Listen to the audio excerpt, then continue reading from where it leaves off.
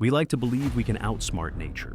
We build early warning systems, draw hazard maps, assemble emergency committees. We tell ourselves that disasters only blindside the unprepared, but sometimes nature doesn't need to catch us off guard. Sometimes we watch the warning signs stack up for months. We draw the maps that show exactly who will die, and we do nothing. That's not a failure of science. That's something far worse. November 13th, 1985, a Wednesday night in Colombia. While 29,000 people slept in the agricultural town of Armero, a volcano 48 kilometers away was doing exactly what scientists had predicted it would do for nearly a year. Nevado del Ruiz, a 17,000-foot giant the locals called Sextas, was waking up, and it was angry. Here's what makes this disaster different from almost every other volcanic tragedy in modern history. The scientists knew. The government knew. The hazard maps had been drawn. 1 month before the eruption, geologists published a report stating there was a 100% probability of deadly mudflows reaching Armero if the volcano erupted. 100%. Not a 50-50 chance. Not a possibility. A certainty. And yet, on the night of November 13th, when ash began falling from the sky, a fire truck drove through Armero, telling everyone to stay inside their homes. 5 hours later, a wall of volcanic mud traveling at 50 kilometers per hour buried the entire town under 5 meters of debris. Within 30 minutes, over 20,000 people were dead. It remains the deadliest lahar in recorded history, the second deadliest volcanic disaster of the 20th century. And according to volcanologists around the world, it was entirely preventable. This is not just a story about a volcano. It's a story about what happens when warnings are ignored, when science meets bureaucracy, and when the cost of being wrong feels cheaper than the cost of being right. Armero didn't have to die, but it did, and the reasons why should terrify anyone living in the shadow of a sleeping giant. Nevado del Ruiz had been sleeping for 140 years. Locals called it El León Dormido, the sleeping lion. At 5,389 meters, its snow-capped peak towered over the Colombian Andes, beautiful and seemingly harmless. Farmers worked the fertile valleys below. Children grew up in its shadow without ever thinking of it as a threat. Why would they? The volcano hadn't stirred since 1845. That was ancient history, a different Colombia, a different world. But here's what those farmers and children didn't know. In 1845, when Nevado del Ruiz last erupted, it sent a massive lahar, a volcanic mudflow, racing down the Lagunillas River Valley. Over 1,000 people died. The mud traveled 70 kilometers before spreading across a flat plain at the bottom of the valley. And decades later, a town was built directly on top of that dried mud. That town was Armero. The people who founded Armero in 1895 either didn't know or didn't care that they were building on a graveyard. By 1985, Armero had grown into a prosperous agricultural hub of nearly 29,000 people, coffee farms, rice fields, a thriving economy. The volcano loomed in the distance, but it was just scenery, background noise. Nobody thought of it as dangerous because nobody remembered what it could do. Then, in November 1984, the lion began to stir. Earthquakes started rumbling beneath the mountain. Vapor columns rose from the summit. By January 1985, geologists discovered something alarming. A new pit had formed inside the arena's crater. Magma was rising. The volcano was waking up. Throughout the spring and summer, seismic activity intensified. Scientists from multiple countries began monitoring the mountain, urging Colombian authorities to prepare. But Colombia, in 1985, was a country in crisis: guerrilla warfare, drug cartels, political instability. Just 1 week before the eruption, the M19 guerrilla group stormed the Palace of Justice in Bogotá, resulting in a siege that killed over 100 people, including 11 Supreme Court justices. The government had bigger problems than a volcano that might erupt. On September 11th, Nevado del Ruiz gave its clearest warning yet. A small eruption sent a lahar down the Azufrado River. It wasn't catastrophic, but it was a signal. Scientists accelerated their work on a volcanic hazard map. By October 7th, the map was complete. It showed in stark detail that Armero would be completely flooded if the volcano erupted. Ingiominas, the National Geology Agency, declared there was a 100% probability of deadly mudflows reaching the town. 100%. Only 10 copies of that map were distributed. The Colombian Congress criticized the scientists for being alarmists. Local business interests pushed back against evacuation plans that might disrupt the economy. Geologist Marta Lucia Calvache submitted a formal report warning that an eruption was imminent. It was ignored. The science couldn't have been clearer. The warnings couldn't have been louder. And yet, on the evening of November 13, 1985, 29,000 people in Armero had no idea what was about to happen. November 13, 1985 began like any other Wednesday in Armero. Children went to school, farmers tended their crops, shopkeepers opened their doors. The volcano was 48 kilometers away, invisible behind the clouds. Just another day in a town that had been told for years that it had nothing to fear. Then, around 3 p.m., ash started falling from the sky. It dusted cars and rooftops like gray snow. Some residents looked up, curious. Others shrugged it off. After all, the authorities had assured them countless times that Armero wasn't in danger. Schools had even taught children that Nevado del Ruiz wasn't really a volcano at all. So when the ash fell, people didn't panic. They waited for instructions. One resident, Gabrielina Ferruccio, went to church to ask for guidance. The priest told her to enjoy the beautiful show. It would never be seen again, he said. She went home.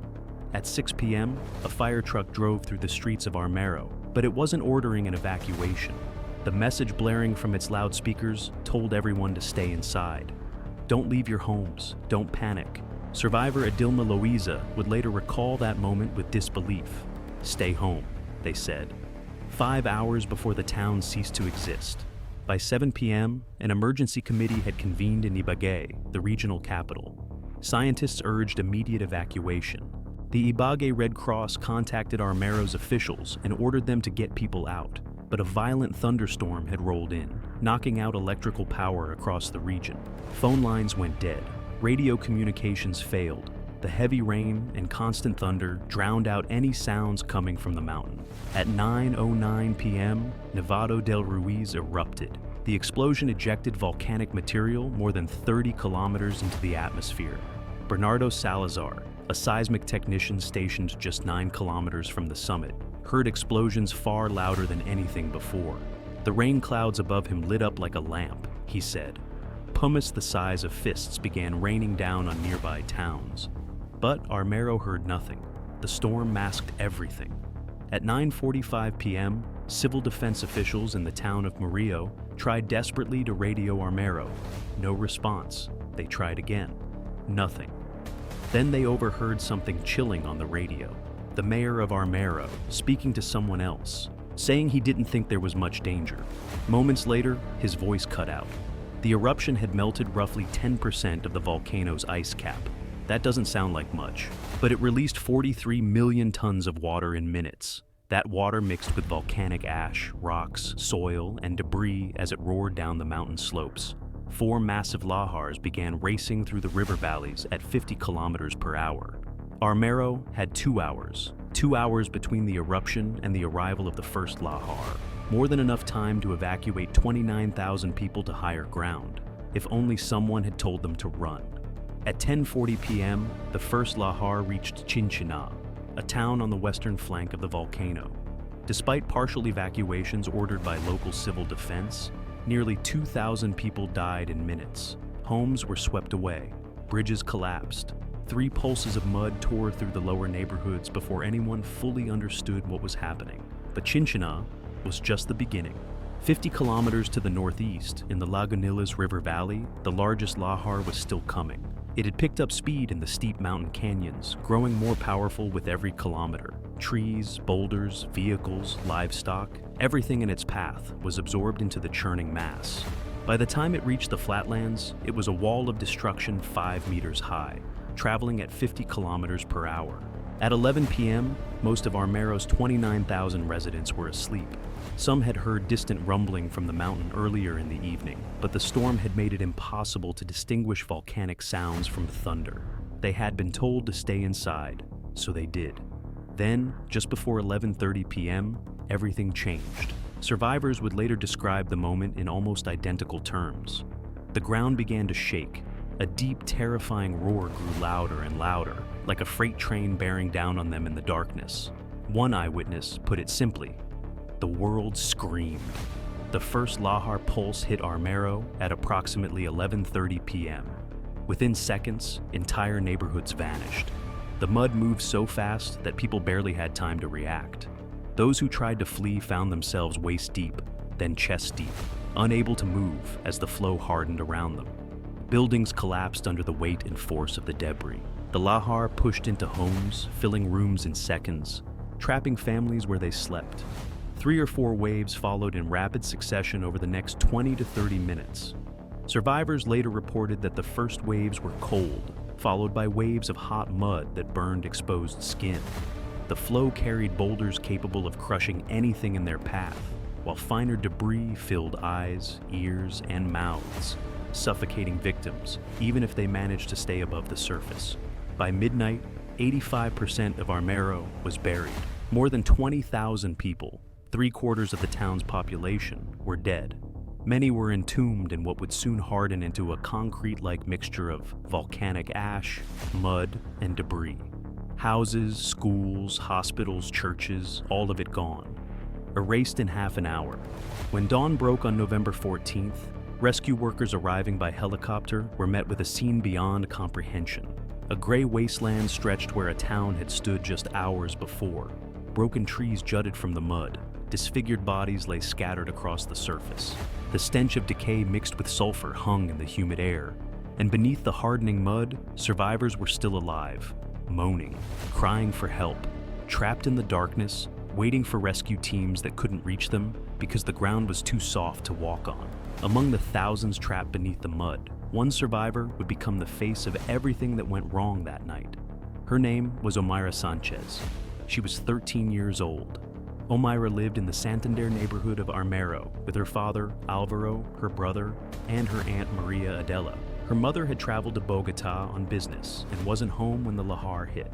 When the wall of mud smashed through their house, Omaira's father and aunt were killed instantly. Omaira survived, but she couldn't move. The collapsed roof of her home had pinned her legs underwater. Worse, her dead aunt's arms were wrapped tightly around her ankles, locked in a final, desperate grip. Rescuers found her on the morning of November 14th. Her hand was spotted protruding from a pile of debris. Workers cleared away tiles and wood throughout the day, until Omaira was freed from the waist up. But when they tried to pull her out, they realized the horrifying truth. Her legs were trapped beneath a door made of bricks, submerged in water that rose every time they attempted to move her. Freeing her would require amputation, and they had no surgical equipment. For 60 hours, Omaira Sanchez remained trapped in that position. At first, she was remarkably composed. She sang songs to the volunteers. She accepted sips of soda and small gifts of candy. She gave interviews to journalists who had arrived to document the disaster. At one point, she told the exhausted rescue workers to go home and rest. She worried about missing school. "I'm going to miss a year," she said, "because I haven't been to school for 2 days." But by the 3rd day, her condition deteriorated rapidly. Her hands turned white from lack of circulation. Her eyes, once brown, became so bloodshot they appeared black.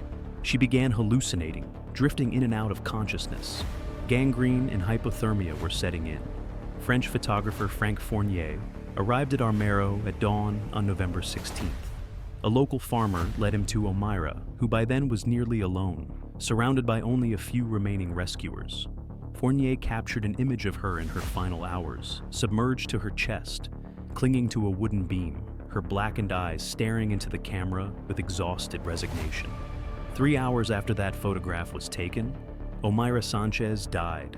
Colombia's Minister of Defense later acknowledged criticism of the rescue effort, but offered a grim explanation. "We are an undeveloped country," he said. "We don't have that kind of equipment." An appeal for a water pump to lower the level around her had gone unanswered by the government. When Fournier's photograph was published around the world, it ignited fury.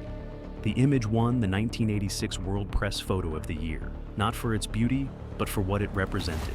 A preventable death, a systemic failure, a 13-year-old girl who spent 3 days dying while the world watched. At Omaira's mass funeral, mourners carried a banner that said everything. The volcano didn't kill 22,000 people. The government killed them. The city of Armero no longer exists.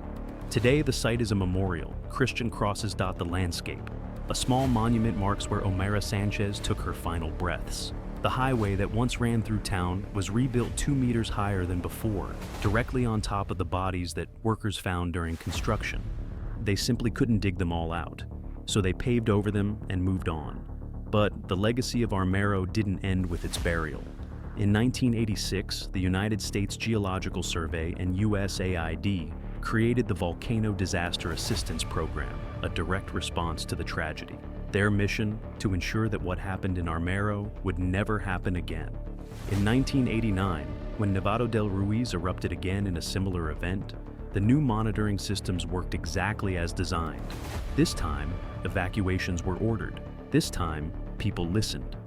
The death toll that night: 0. In 1991, when Mount Pinatubo in the Philippines threatened catastrophe, VDAP helped evacuate over 75,000 people before the eruption. Estimated lives saved between 5,000 and 20,000. Armero's ghosts had become guardians. But here's what keeps volcanologists awake at night. Nevado del Ruiz is still active.